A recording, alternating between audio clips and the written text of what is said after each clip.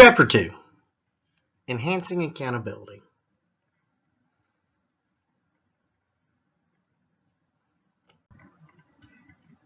So let's look at the objectives for Chapter 2.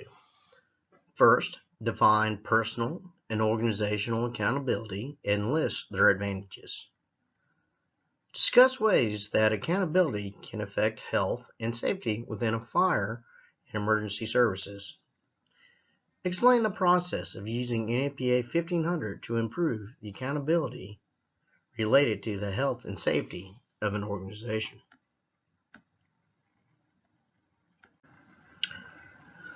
Discuss implementing the combination of accountability and no-fault management. Discuss the need to create health and safety parameters for organizational accountability.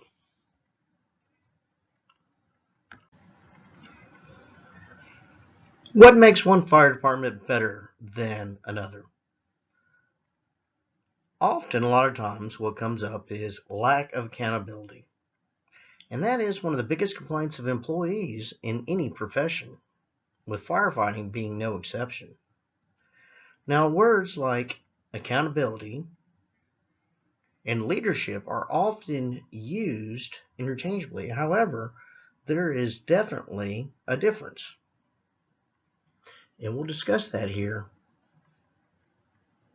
in the coming section. So what is accountability and why is it so hard to find?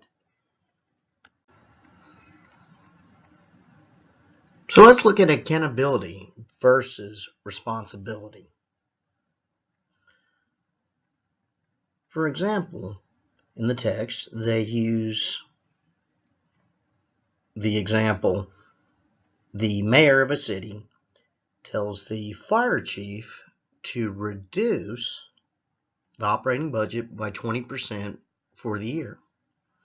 By doing that, the fire chief is now accountable to the city mayor to reduce the budget by 20%. So he has this responsibility to get the job done. And who is he accountable for? Obviously, superiors, being the mayor, subordinates, the general public, and to himself.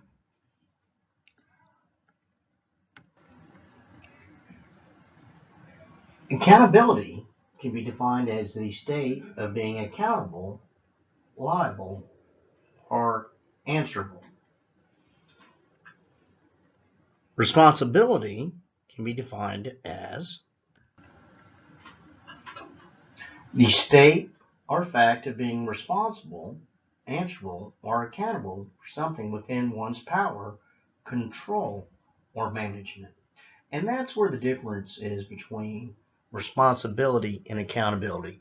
So responsibility is within one's own spectrum, where accountability is accountable to the individual above that person.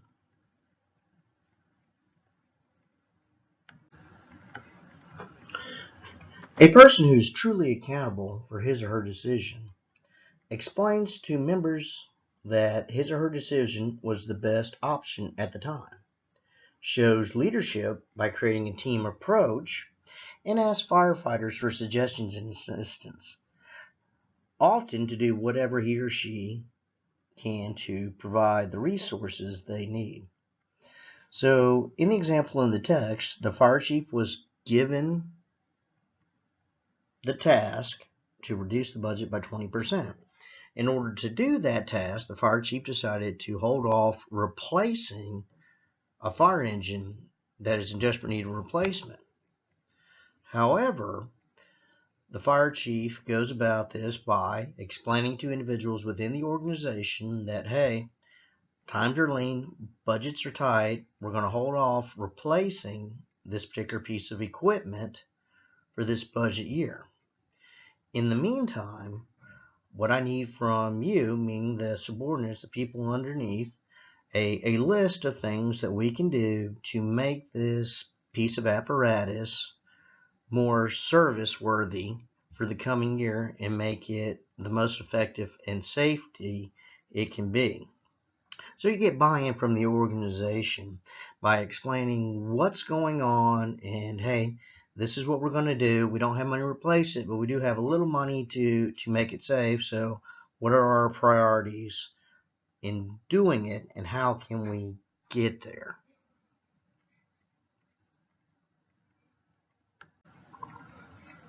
Accountability runs up and down the chain.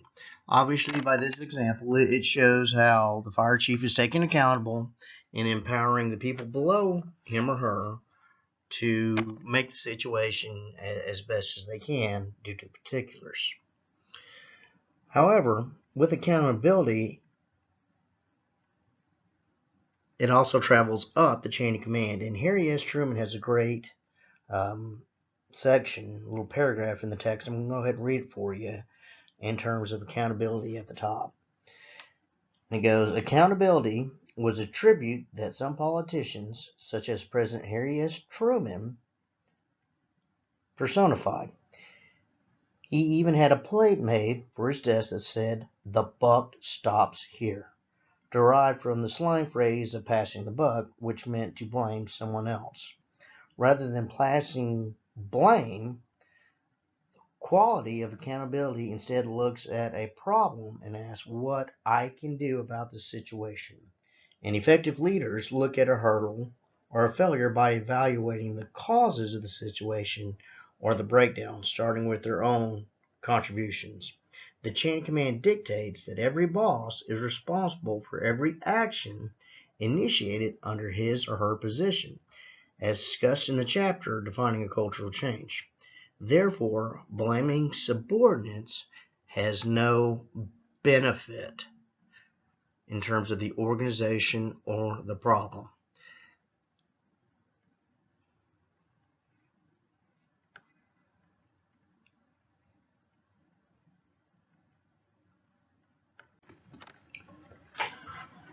Blame is very, very easy for us to do.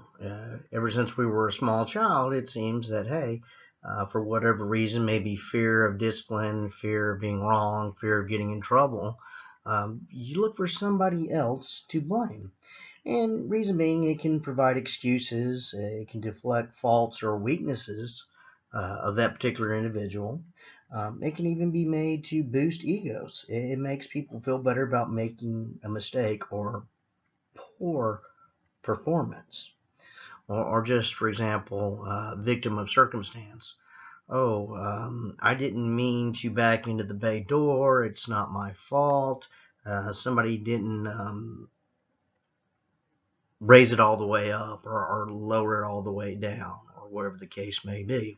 So they deflect the blame instead of owning it up herself.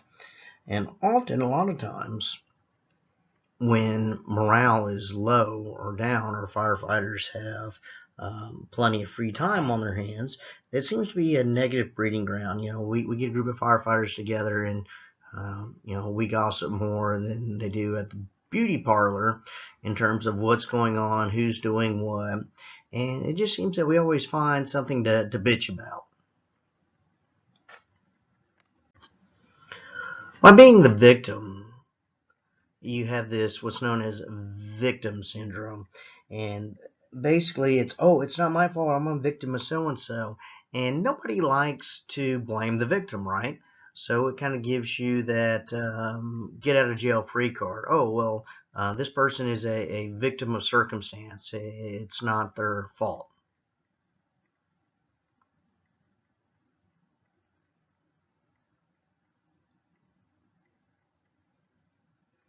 During an emergency, responders automatically identify and help the victim because the victim role has already been filled. The emergency responders take the role of a hero. Victims receive attention, but heroes get more.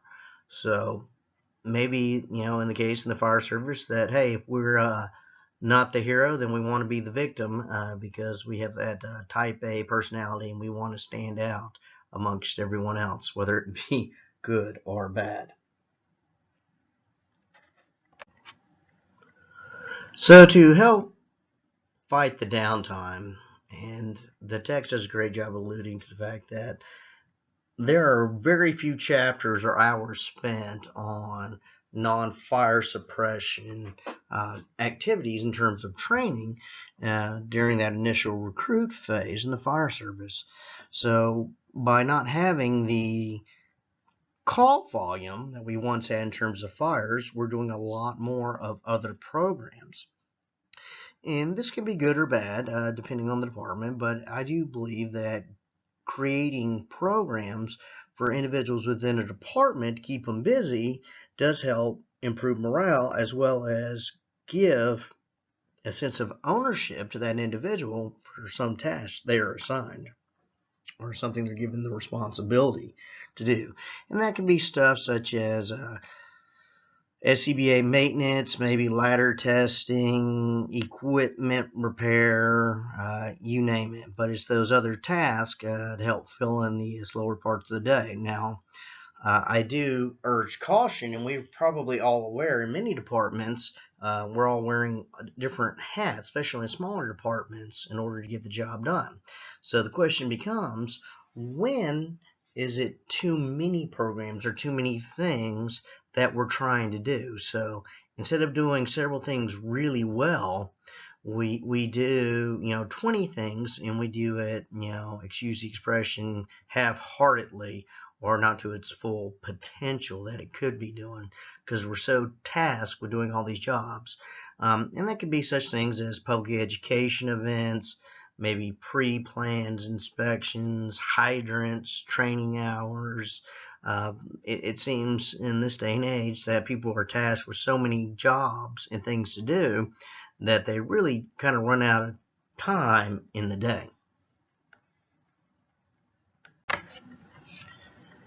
Personal accountability refers to the ability of an individual to take responsibility for the present situation and to react to the circumstance without attributing faults to other factors or people. Essentially, the ability to account for all of your results.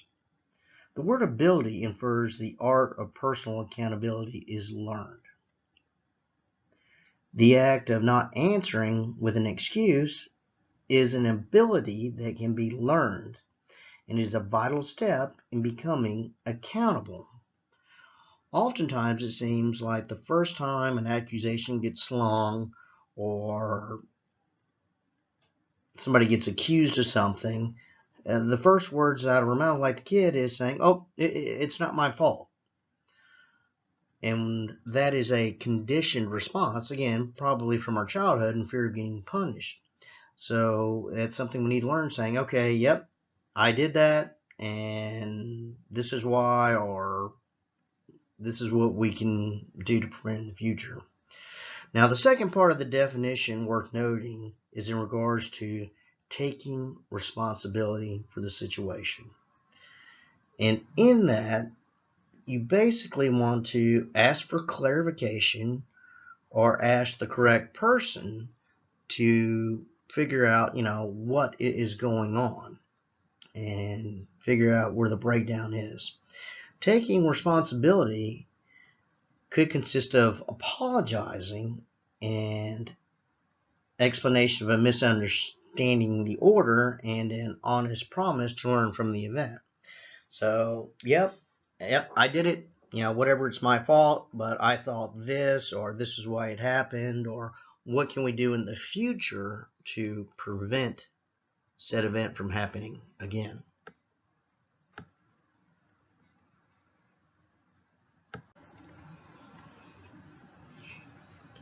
A post-incident critique or an after-action review, AARs, at the fire station should be used to explain all the reasons for your action without blaming anyone. And that's kind of hard to do.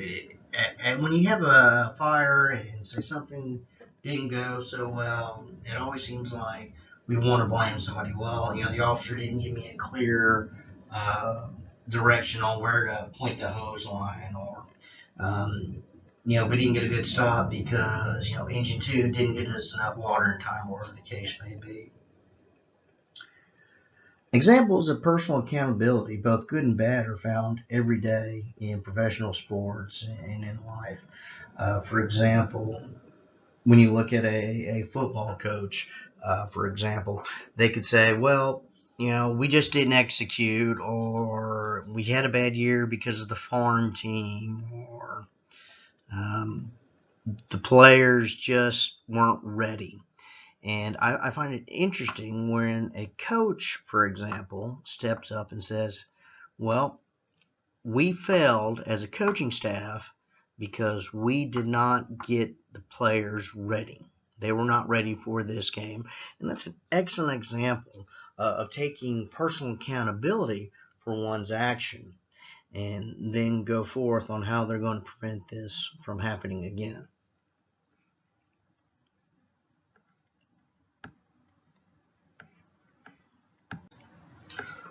Leadership in an organization or in public has a greater need for accountability. As people work their way higher in an organization, the hard work and accountability to get there has been replaced by entitlement once they arrive. Senator John Ensign blamed power and prestige for his scandalous activities, basically saying, well, the position made me do it. It made me, take the bribe or act in a manner that's unsuitable as the position. As a result, emergency workers must realize that although personal accountability is a tough skill to master, promotions will only make it tougher to maintain. All members must learn ways to improve personal accountability for health and safety regardless of rank. So the higher up the chain you go, the tougher it's going to be for personal accountability because it's going to fall in your lap. And it's up to you essentially to, use Truman's term, the buck stops here, and take accountable for the actions of yourself and your crew.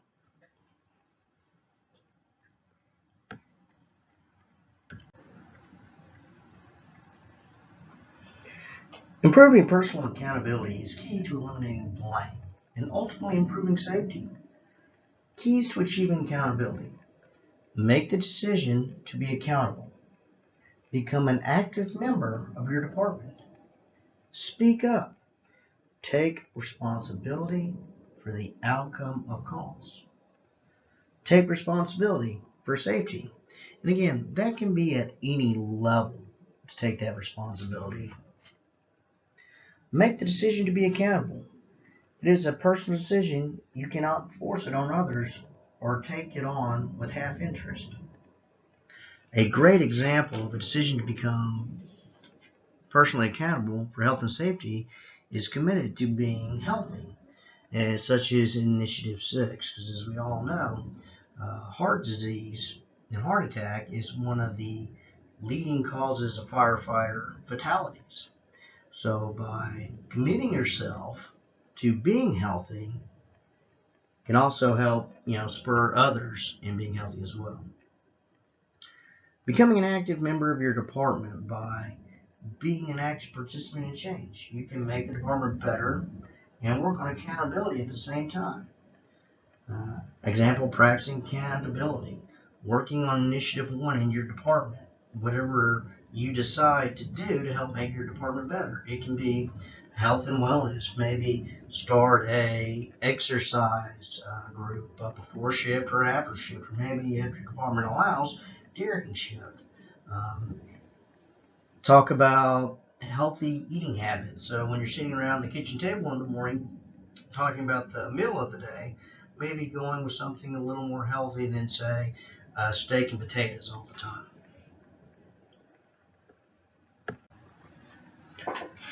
Speak up if you see something that does not make sense or is just plain wrong. Allowing a questionable activity to continue just because it has always been that way does not make it acceptable. And the example being attacked hospital lines. Just because we've stocked sheets and blankets and towels from the med unit doesn't make it right. Of course, now, if you're questioning something and you're saying something in your supervisory role, you may want to direct your question or saying something up the chain of command and not do it in front of your subordinates. Get clarification first, or explain your misgivings before bad mouthing something that the department has put out. Take responsibility for the outcome of calls. Taking responsibility for the outcome of emergency calls to which we respond. 3 specific components of an emergency dictate how much control we have over them. And we have uncontrollable components, semi-controllable components, and controllable components. And you can apply these 3 things to any incident. And as the name implies, there are things we can and cannot control. Take responsibility for safety. The safety aspect of a situation follows the same model as the outcome of calls. Our influence on safety increases when we are responding and is entirely our responsibility when we get on scene. Emergency calls are not a single event waiting for us to arrive and take command of. They are actually a progression of foreseeable and unforeseeable independent events. A decision for personal accountability has an influence on the potential outcome of the incident.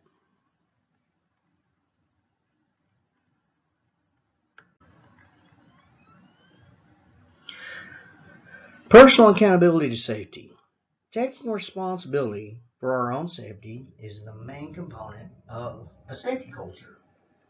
If we remain uninjured on the scene, we can continue to be a resource rather than another liability.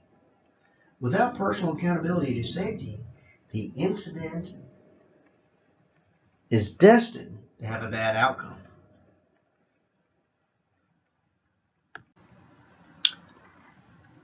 Personal accountability to training.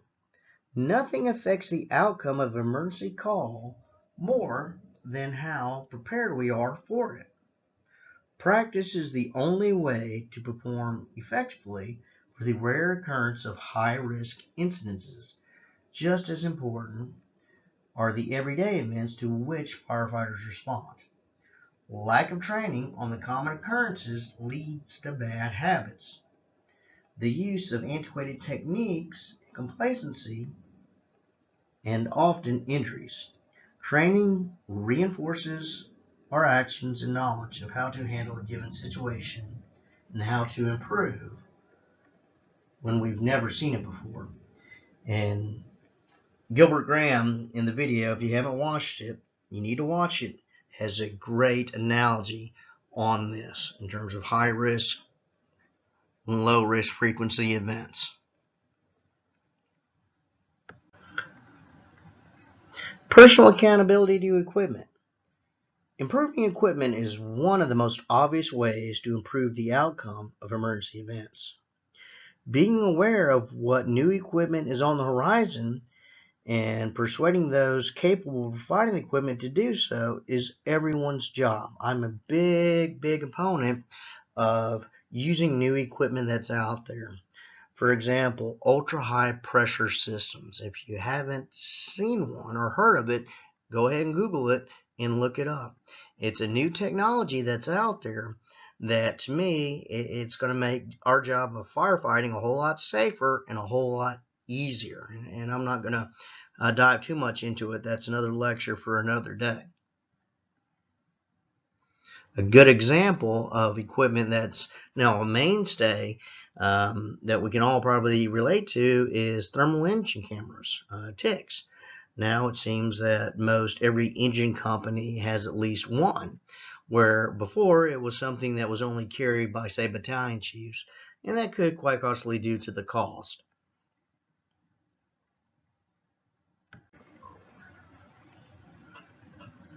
Organizational accountability. Organizational accountability involves everyone working together to achieve the vision and mission of the organization. The benefits of a no-fault management to institute a safety culture are very effective. Rather than hiding from the fact, the members are directly involved in the solution and thus prevents further incidences. No fault management does not assign blame. It only encourages findings of what happened and how to prevent it from happening again. So many times we blame the trusses or the lack of the seatbelt as the cause of our problem. What we forget or ignore is that by the time the trusses are collapsing or the seatbelt is needed, we've already had several failures in the system. Before we can even think about risk management or situational awareness and emergency incidents, our organizational accountability for health and safety must be shored up.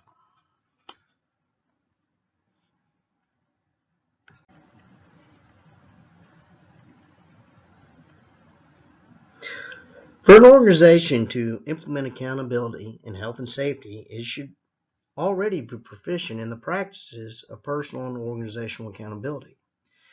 NFPA 1500 is the standard for fire department health and safety. It is our roadmap or our check sheet in order to do health and safety by the numbers. This is just a great reference and standard where we should be. Many departments use NFPA 1500 as a guide to making continuous improvements. The standard comes with a checklist so the fire departments can establish where it stands with regards to compliance. There are several components of NFPA 1500 that have become commonplace in the fire service.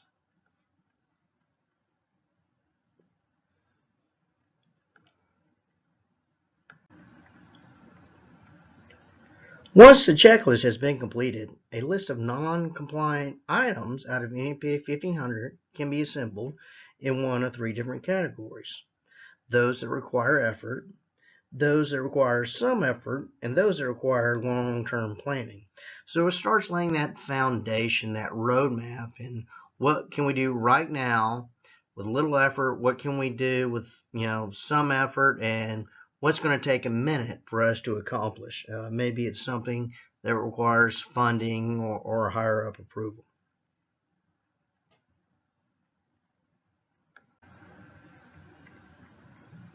Each section in NFPA 1500 has the capability of saving lives.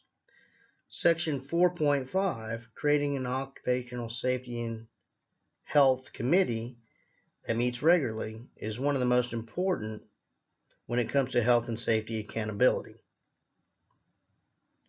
By creating an occupational safety and health committee that meets regularly, you preload the organization for accountability. Safety committees are an open forum to bring in concerns as well as to work toward compliance with NFPA 1500. If an issue is balled up in this environment, accountability prevents blame from taking over and forces the members to address the concern from each level. So it's very important to have members in this committee from such as all ranks, like firefighter on up to battalion chief, and even members of management, maybe the fire chief or the operations chief.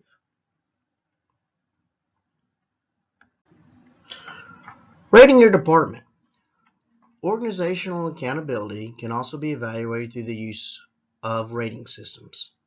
Rating systems can be effective in monitoring the progress of an organization in achieving its goals. Good ratings are a source of pride. A problem with the evaluation of the fire service is that our main rating system achieves the goals of the insurance industry rather than our own, meaning the ISO folks. The most identifiable measure used by the fire service is the ISO folks, Insurance Service Office Fire Suppression Rating System, or the Public Protection Classification. And it rates suppression capabilities based on several components, which include things like manpower, equipment, and water supply. Many departments devote significant resources to drop their score, and thus the insurance rates for their community go down. Sometimes ISO rating convince government boards of the need for increased funding of apparatus and personnel. ISO's grading schedules have very little to do with the department's accountability to health and safety. The scoring system is not always indicative of specialized equipment some departments need for their hazards, and it does not consider strength of command or control at the emergency scene. It does not account for national standards like NIMS or specific safety procedures. It takes into account training hours, time of day, and subjects that get less attention, such as, say, new drivers training, hazmat, recruit training, and things of that nature, officer training. This should be a tool to measure cost effectiveness related to investment in fire protection and not safety.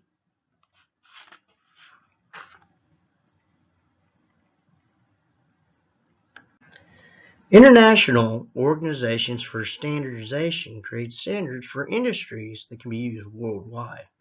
Much like in EPA, once a need is identified, a technical committee takes suggestions for the standard and develops drafts, which undergo revisions until they eventually become a standard.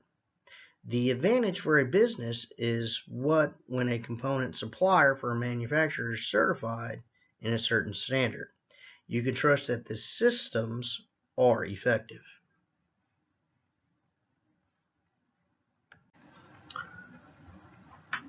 Fire and Life Safety Initiative 16 Safety Rating. A campaign is currently underway in the fire service to create a more effective rating for the fire service. Like the ISO 9001 program, the registry would allow departments to display accountability based on meeting specific safety criteria, including adoption of the 16 life safety initiatives. A registered department would also have to complete specific components of NPA 1500. The successful implementation.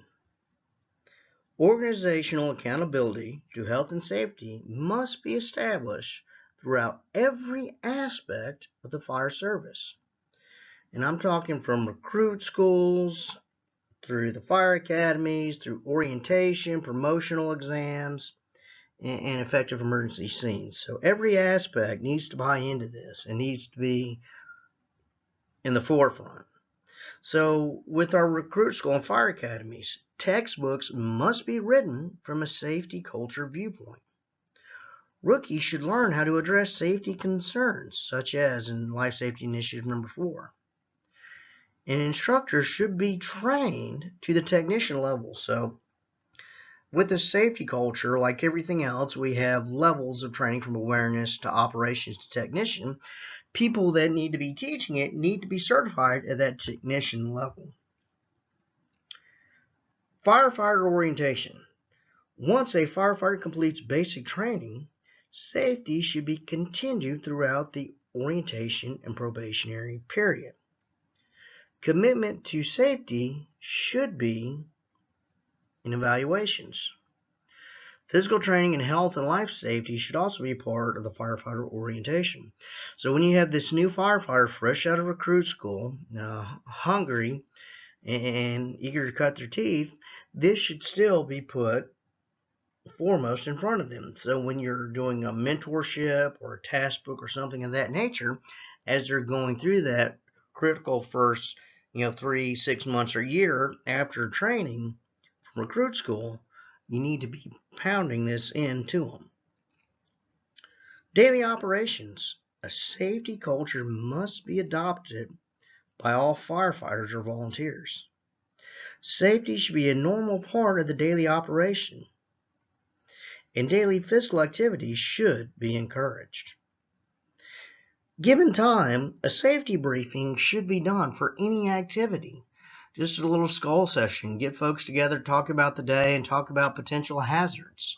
Whether it be, okay, we're out doing hydrant maintenance today, so remember the right-of-ways, don't forget your vest, use hazards, Use a spotter when necessary, things of that nature. Just have that brief pause to think about safety and have everybody think about possible complications that could arise and what needs to be done. Promotional exams.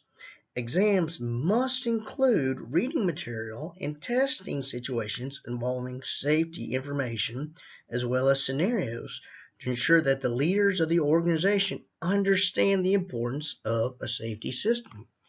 So if you're putting on some sort of promotional assessment center, why not have a scenario built in that addresses a safety issue? Whether it be an after action report or witnessing an unsafe act or a basic safety briefing. Training. Drills must follow the same safety culture aspects. As I said, there's no reason for people to get hurt in training. That is something that is non-emergent, not stressful. So every safety precaution should be taken prior to doing any training evolution. From inspecting personal protective gear to looking at the equipment before we use it. And finally, effective emergency scenes. If we spend our non-emergency time practicing a culture of safety, when the emergency does come, then safety becomes second nature to us all.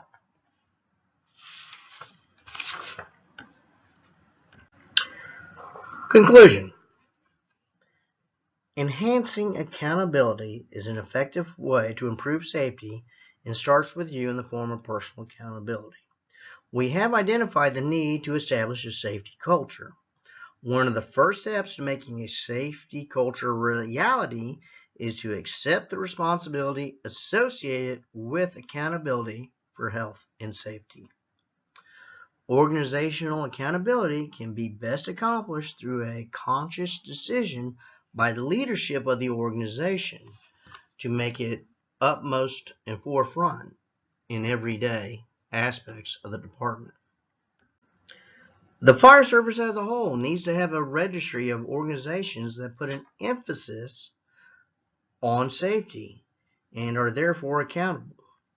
A combination of organizational and personal accountability for safety has the best opportunity for reducing injury and deaths. Although used synonymously, responsibility and accountability are different. Responsibility is something that is assigned to you, thus making you accountable for completing it. Personal accountability is both a trait and a personal choice to be held to a certain standard. Similarly, organizational accountability is the ability for an agency to reflect a specific standard.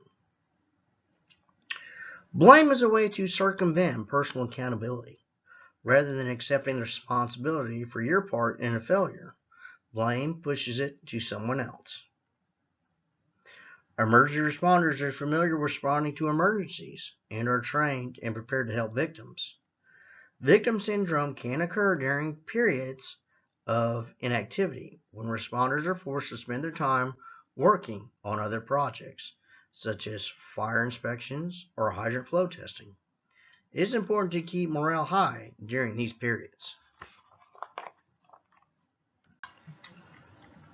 Specialty shops are a great way to keep busy, improve the department, and even save money. Personal accountability is a skill that can be learned, allowing an individual to remain accountable for the present situation rather than to place blame on someone else. There are several ways to improve your personal accountability, including a conscious decision to remain accountable. Become an active member in your department. Speak up. Take responsibility for the outcome of emergency calls and taking responsibility for safety.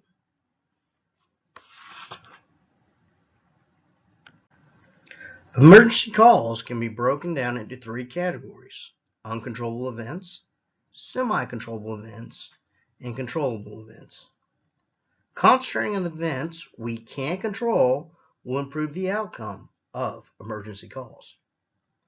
Taking a responsibility for safety can include personal accountability to safety, training, equipment, service, and the organization. Most departments use their ISO rating to evaluate how good their department is. However, ISO classifications are an insurance standard, not a fire service standard. To improve health and safety accountability, the fire service should design a rating system based on safe practices and will provide guidance for departments and can easily be used as a criteria for applying for grants, such as Initiative 10. Successful implementation of an organization accountability requires it to be referenced in all aspects of the fire service, including recruit school, academies, orientation, daily operations, and promotional exams, and training on emergency scenes.